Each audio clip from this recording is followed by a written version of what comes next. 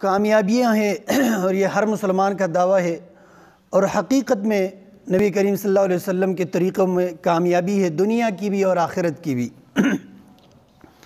نبی کریم صلی اللہ علیہ وسلم کے طریقے کے مطابق کیا گیا تھوڑا سا عمل وہ آپ کے لیے نجات کا ذریعہ بن سکتا ہے، اور نبی کریم صلی اللہ علیہ وسلم کے طریقے سے ہٹ کر کیا گیا ڈھیر سارا عمل وہ نجات کے بجائے عذاب کا ذریعہ بن سکتا ہے۔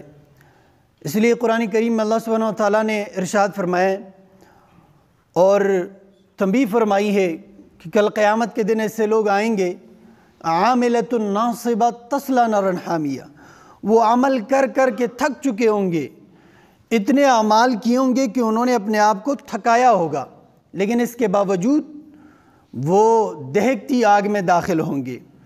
اس کی وجہ یا تو یہ ہوگی کہ ان کے اعمال شرک کے عقیدے کے ساتھ ہوں گے، اور یا اس کی وجہ یہ ہوگی کہ ان کے اعمال سنت کے مطابق نہیں ہوں گے، اپنی مرضی کے مطابق ہوں گے، یا جو ہے انہوں نے کہا اور انہوں نے کہا کے مطابق ہوں گے۔ نبی کریم صلی اللہ علیہ وسلم کے طریقے کے مطابق نہ ہونے کی وجہ سے زمین سے آسمان تک یہ خلا اگر کوئی بھر کے لائے اعمال سے تو وہ اللہ سبحانہ وتعالیٰ کو قبول اور منظور نہیں ہے۔ نبی کریم صلی اللہ علیہ وسلم کے طریقے کے مطابق، آپ کے فرمان کے مطابق تھوڑا سا عمل وہ بہت زیادہ اجر رکھتا ہے، اور نبی کریم صلی اللہ علیہ وسلم کے طریقوں میں برکتیں ہیں۔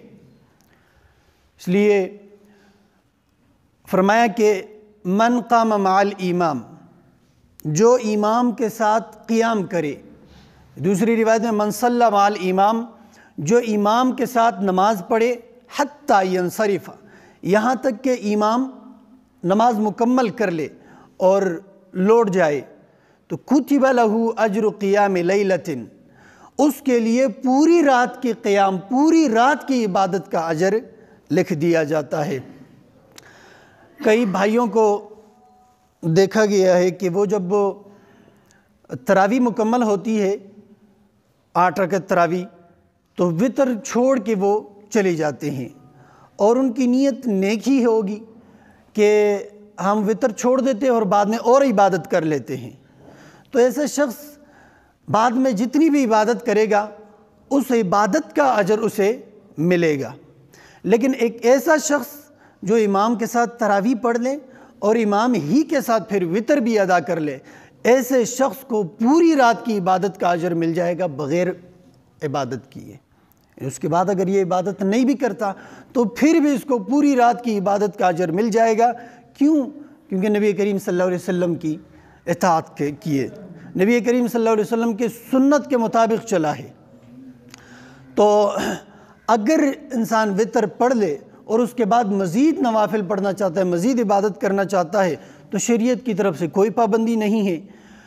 اس کا پھر طریقہ کار یہ ہے کہ آپ 2 رکعتیں پڑھیں، آپ کی نماز آٹومیٹکلی وتر جا رہی ہے، یعنی طاق عدد جا رہی ہے، تو وتر پڑھنے کی ضرورت نہیں ہے دوبارہ۔ نبی علیہ السلام کا فرمان ہے لا وتران فی لیلۃ واحدہ، ایک ہی رات میں 2 وتر نہیں ہے، کیونکہ وہ پھر وتر نہیں رہے گی، نماز جفت ہو جائے گی۔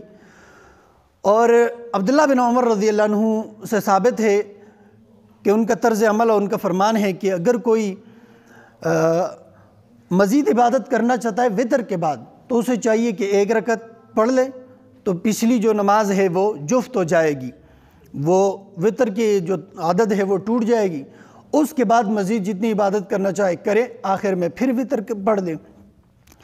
تو یہ 2 طریقے ہیں کہ آپ نہ شروع میں 1 رکعت وتر پڑھیں نہ آخر میں، بلکہ 2 رکعتیں آپ پڑھتے جائیں تو آپ کو جو ہے وہ عبادت کا اجر ملتا جائے گا، اور اس کے ساتھ ساتھ امام کے ساتھ وتر پڑھنے کی وجہ سے آپ کو ساری عبادت کا اجر ویسے بھی مل چکا۔ لیکن اگر آپ امام کے ساتھ وتر چھوڑ دیتے ہیں تو ساری رات کی عبادت، ساری رات کی اجر سے جو ہے آپ محروم ہو گئے۔ آپ اس کے بعد جتنی عبادت کریں گے اس عبادت کا اجر آپ کو ملے گا۔ اس لیے بھائیوں کو کوشش کرنی چاہیے کہ وتر بھی امام کے ساتھ ادا کرے اور اس اجر کے جو ہے حامل بنے۔ اس کے بعد جب موقع ملتا ہے تو اجازت ہے شریعت کی طرف سے، جتنی جو ہے نوافل پڑھ سکتا ہے پڑھ لے۔